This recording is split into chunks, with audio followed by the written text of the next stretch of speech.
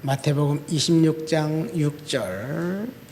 예수께서 베다니 나병 환자 시몬의 집에 계실 때 한 여자가 매우 귀한 향유 한 옥합을 가지고 나와서 식사하시는 예수의 머리에 부으니 제자들이 보고 분기하여 이르되 무슨 의도로 이것을 허비하느냐, 이것을 비싼 값에 팔아 가난한 자들에게 줄 수 있었겠도다 하거늘 예수께서 아시고 그들에게 이르시되 너희가 어찌하여 이 여자를 괴롭게 하느냐, 그가 내게 좋은 일을 하였느니라.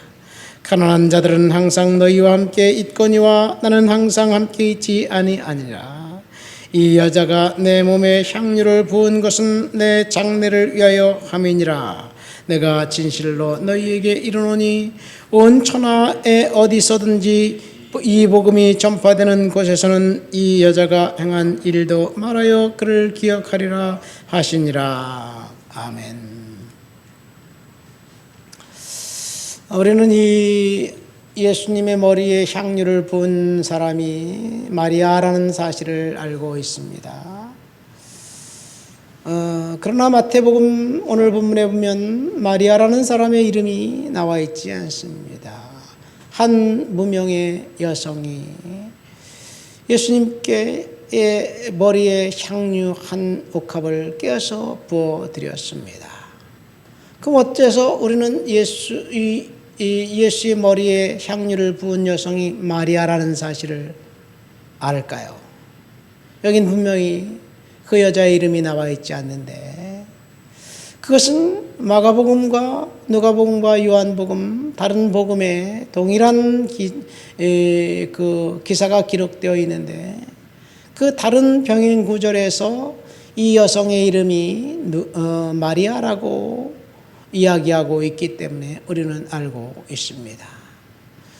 두 번째, 이 여인이 마리아라는 사실을 알고 있는 것은 오늘 본문에 보면 이 여성이 예수님께 그 헌신의 행동을 했는데 제자들이 이 분개하면서 이 여성의 행동을 꾸짖고 책망합니다. 예수님의 제자들이 왜 그랬을까? 오늘 본문에 보니까 그 비싼 나드 향유를 깨서 예수의 머리에 부은 것을 허비했다, 낭비했다라고 생각했기 때문입니다. 남의 것을, 자기 것을 가지고 자기가 낭비하든지 허비하든지 제자들이 무슨 상관이 있겠어요?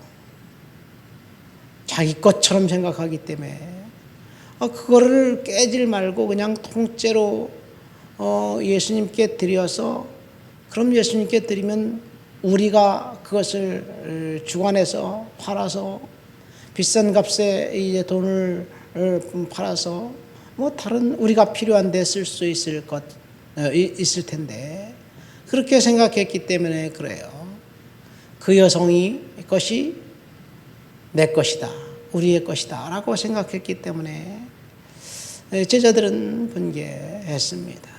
물론 제자들이 여기서 제자들이라고 얘기하지만 아마 가룟 유다가 예수님의 그 제자들, 예수님 일행의 재정을 담당하고 돈꾀를 맡았기 때문에 아마 가룟 유다로부터 그런 그 분노와 그런 생각이, 가룟 유다로부터 처음에 그런 분개하는 말이 나왔지 않았을까 이렇게 생각되기도 합니다.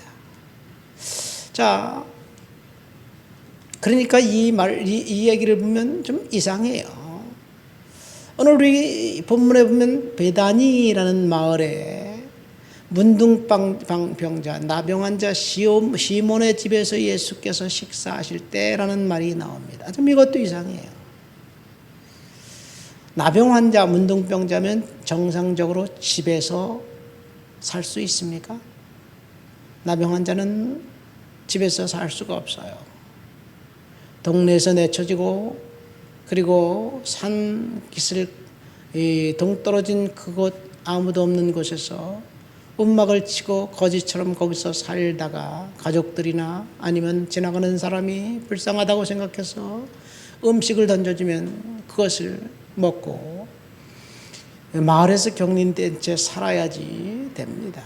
그 이유는 나병이라는 질병이 그 불결한 질병이기 때문에 하나님으로부터 저주받은 질병이라고 생각했기 때문에 그렇습니다.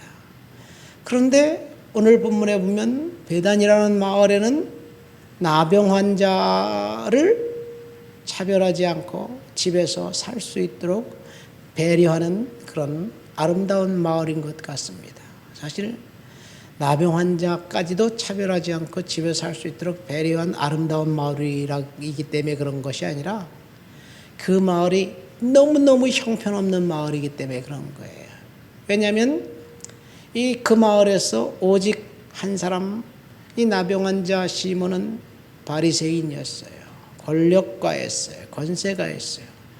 아무도 그 사람에게 대해서 율법으로 나병 환자가 어떻게 집에 살 수 있느냐 클레임 걸 수 없는 그런 형편없는 마을이었기 때문입니다.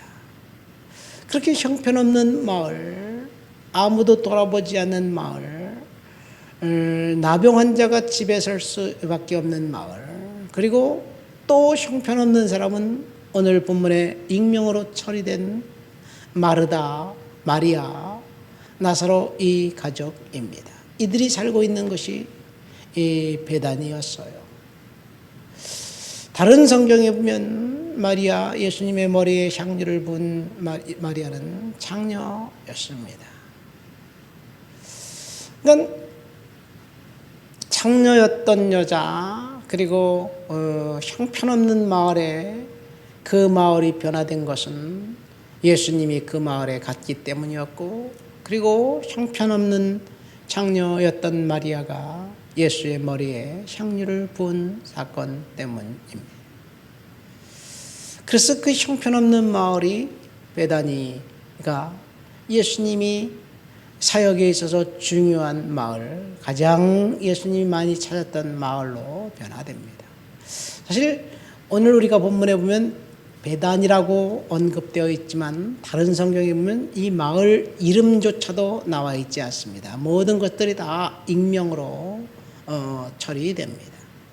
익명으로 처리된 그 마을에 예수님이 찾아갔을 때 그 마을에 변화가 있었고, 예수님이 나중에 찾아갔기 때문에 변화가 있는 것이 아니라 예수님에게 헌신했던 마리아라는 여성이 있었기 때문에 그 마을이 변화되었습니다. 중요한 것은 이 마을은 베단인데 예루살렘에서 여리고로 가는 중간쯤에 있는 마을이에요. 그러면 중간쯤에 어떤 일이 일어났나요? 선한 사마리아인의 비유에 나오는 강도들이 우울거리는 마을이었습니다. 그러니까 비참하고 초라한 마을, 강도들이 우글거려서 아무도 찾아가지 않는 그 마을, 예수님께서 찾아가셨고, 그리고 예수님을 환대했던 그 마을은 하나님 예수님에게 가장 많이 쓰임받는 마을이었습니다. 공교롭게도 오늘 본문에 보면 시몬이 예수를 자기 집에 초청했어요. 그런데 이제 뒷내용에 보면 오늘 우리가 읽은 마태복음에 나와 있잖아요. 시몬이 예수님께 비난하고 조롱하면서 저 여성이 누구인지 예수가 모르나 봐, 창녀인데, 막 그러면서 비난하는 내용이 나와요. 그때 예수님이 시몬에게 뭐라고 말합니까? 너는 내가 내 집에 올 때 물 씻을 물도 주지 않았고 영접하지 않았고 아무것도 하지 않았는데 이 여인은 이 향유를 내게 붓고 눈물로 닦고 머리털로 닦았다 그러면서 이 여성을 칭찬합니다. 그러니까 시몬은 예수님을 초대했지 그는 예수님을 결코 환대하지 않았고 예수님을 오히려 시험하기 위해서 초대했던 사람이었어요. 시몬 때문에 그 마을이 변한 것이 아니라 예수님을 초대했던 마리아 때문에 그 마을이 변했습니다. 저와 여러분들이 인생 가운데 마리아가 한 행동처럼 내가 예수님께 드릴 수 있는 것이 뭘까? 내가 예수님을 만나기만 하면, 예수님께서 우리 집에 찾아오시기만 하면 우리의 인생이, 나의 인생이 주님께서 변화시켜 주실 것이라는 사실을 믿으시기를 예수님의 이름으로 축원드립니다. 이 세상에서 우리가 찾아갈 것도 많고 방문할 것도 얼마나 많은가요? 그러나 예수님이 정말로 필요하다라고 생각하면서 예수님 내 인생에 찾아와 주세요. 내가 예수님과 동행하겠습니다. 예수님을 높여드립니다. 그런 마음가짐을 갖고 살아간다면 분명히 저와 여러분들의 인생은 하나님께서 변화시켜 주실 줄 믿습니다. 과거에는 우리가 어떤 삶을 살았든지 상관이 없어요. 과거에는 이 여성은 장녀였습니다. 그러나 예수님을 만나고 난 다음 그 여성의 인생은 바뀌었습니다. 저와 여러분들이 과거에 어떤 삶을 살았든지 간에 예수님을 믿다가 낙심했든지 아니면 지금 예수님을 찾아가는 과정인지 상관이 없습니다. 예수님을 초청하고 예수님을 받아들이고 예수님의 은혜 가운데 살아갈 때 저와 여러분들의 인생을 주님께서 축복된 인생으로 바꿔주실 줄 믿습니다. 하나님 아버지 감사합니다. 예수님을 만나서 향유를 부었던 이 여인의 아름다운 이야기가 그때 그 사건에 나와 있는 마리아의 이야기가 아니라 오늘 지금 여기에 나의 이야기로 내가 삶고 주님 앞에 헌신하고 주님을 높여드리도록 주여 도와주시옵소서. 내가 주님 앞에 드릴 것이 무엇인지 오늘 분명히 주님께 기도하고 주님 앞에 음성 듣고 순종할 때 하나님께서 영광 받으시고 내 인생에 놀라운 은혜와 복이 임하게 될 줄 믿습니다. 우리 가정에 주님 찾아와 주시옵소서. 예수님 이름으로 기도합니다. 아멘.